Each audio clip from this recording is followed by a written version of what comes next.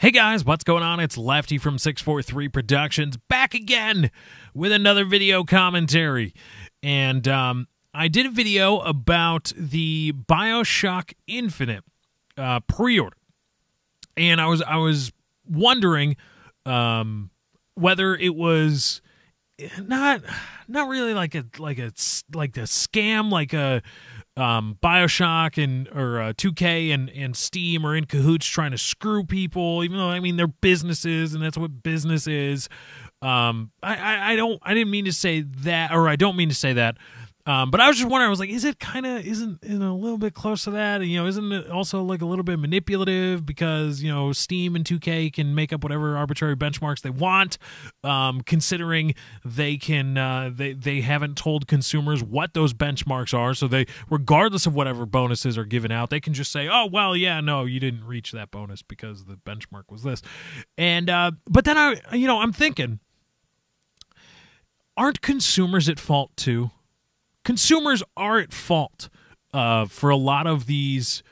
Jim Quisition is somebody I watch regularly, and he does a great job on trying to keep trying. I mean, he doesn't. I mean, there's only so much that can be done with so much money on the table. But he tries to keep public developers and publishers honest, and game corporations and stuff like that. He tries to keep people honest with regards to their business practices, what they do, pre-order, scams, stuff like what Gearbox did, where they're actually scamming people that bought the retail game after they, showcased a gameplay demo promising all these things that never really shipped and they never really intended on shipping with the game, which is bordering on illegal.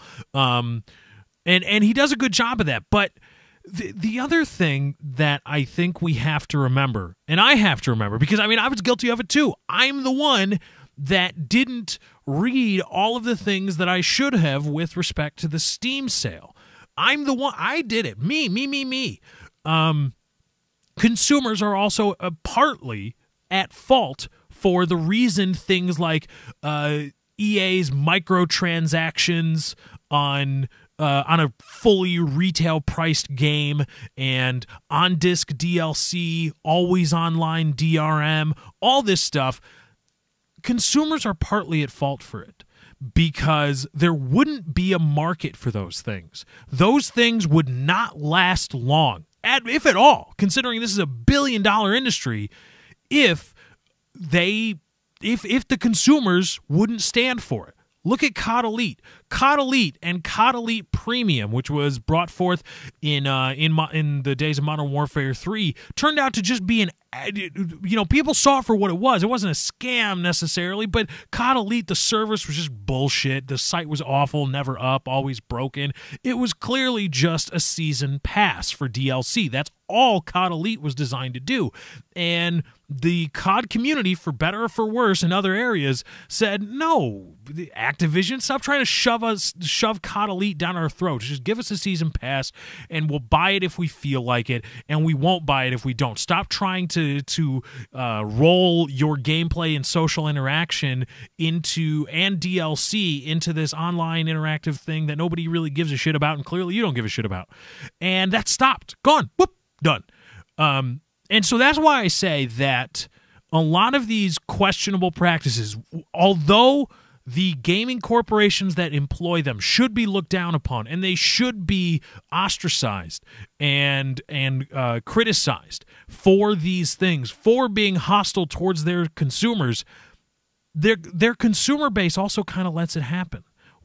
Not only do we let online DRM or excessive DRM continue to propagate itself, even though Ubisoft is trying to say, oh, well, we want to be nicer to the PC community.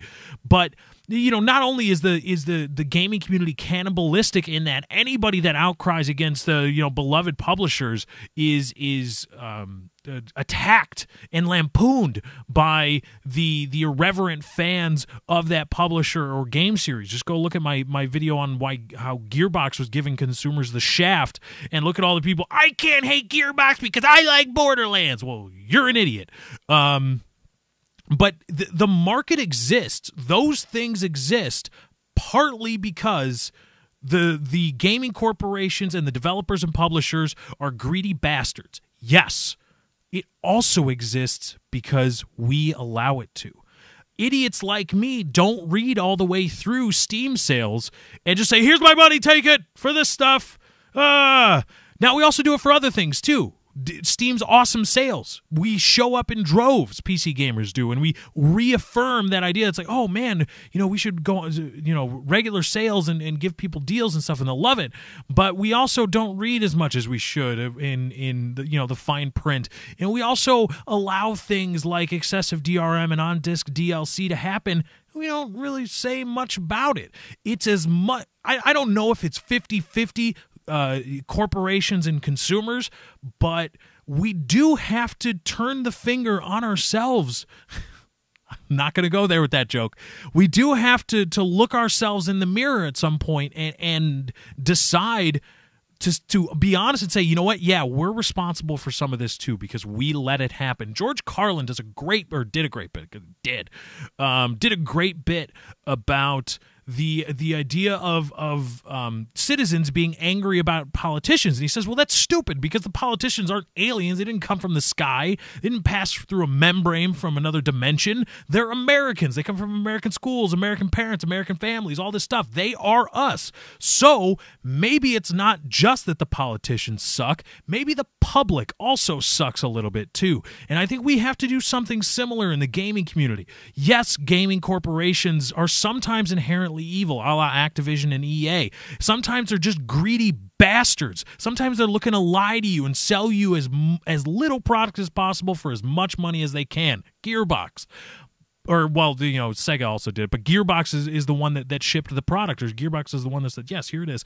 And sometimes we also have to look and be like, you know what, we allow that to happen. Yes, they did that, but we also stood by. And we also are the ones that collectively, maybe not individually, but collectively are the ones that allow a lot of this to happen, because that is why some of these things still exist. Put it this way, a lot of people are up in arms about $100 games for the next generation of consoles. They're only going to charge, look up rational price setting. They're only going to charge $100 per game if they can get away with it, if they can justify it financially. That means if people will pay for it. If the gaming community collectively won't pay for $100 video games, guess what? They're not going to be $100. It's that simple.